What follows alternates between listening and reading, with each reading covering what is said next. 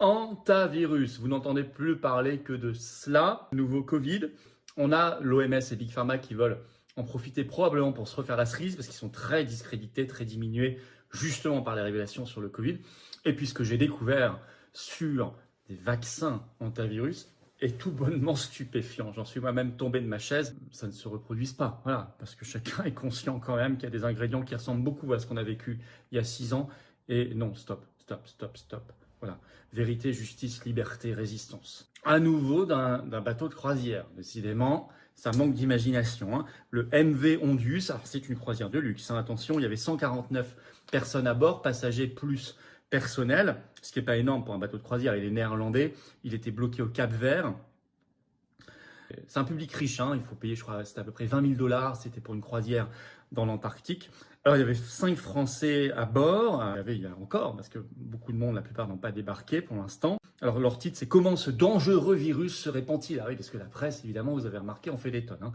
Les cas se multiplient, une transmission interhumaine est soupçonnée.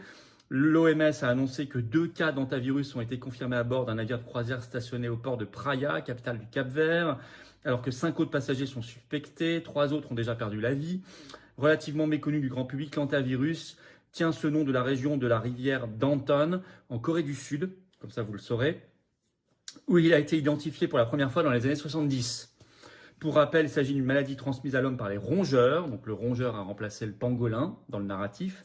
Celle-ci peut provoquer des syndromes respiratoires aigus, je cite toujours. Concrètement, les humains peuvent contracter une infection à hantavirus en inhalant des gouttelettes de salive ou d'urine en suspension dans l'air ou des poussières d'excréments provenant de rongeurs sauvages infectés. Selon le ministère de la Santé, la transmission peut également, mais beaucoup plus rarement, survenir lors d'un contact direct entre une matière contaminée et la peau non intacte, ou encore par ingestion d'aliments ou d'eau contaminée. En revanche, la transmission interhumaine est rare. Quels sont les symptômes? Ce virus touche principalement les poumons et les reins. Une personne atteinte d'hantavirus peut être affectée par une importante fièvre et par de la fatigue. Une toux, un essoufflement, un épanchement pulmonaire peuvent également apparaître. Ces symptômes peuvent facilement être confondus avec ceux de la grippe. Ça me rappelle aussi le Covid. Pour l'heure, il n'existe pas de traitement spécifique. Comme le Covid. C'est ce que vous avez dit. Hein. Contre ce type d'infection, la médecine se concentre ainsi sur le traitement des symptômes, préconisant du repos, une importante hydratation. Les personnes infectées peuvent également être placées sous assistance respiratoire. Pas traitement, par contre vaccin et ARN messager. Et vous allez voir, en fait, il a été développé depuis. Ça, c'est la surprise du chef. Ça fait quelques mois qu'il Le 5 mai, l'OMS, je cite, dans un communiqué, soupçonne une transmission interhumaine. Et son numéro 1, le 7 mai, donc Tedros Ghebreyesus,